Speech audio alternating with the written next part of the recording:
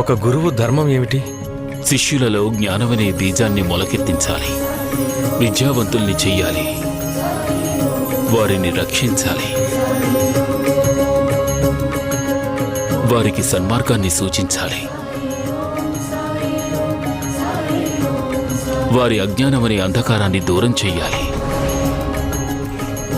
దుఃఖం వచ్చినా సంతోషం వచ్చినా ఎలా ప్రవర్తించాలో వారికి తెలియచేయాల్సి ఉంటుంది.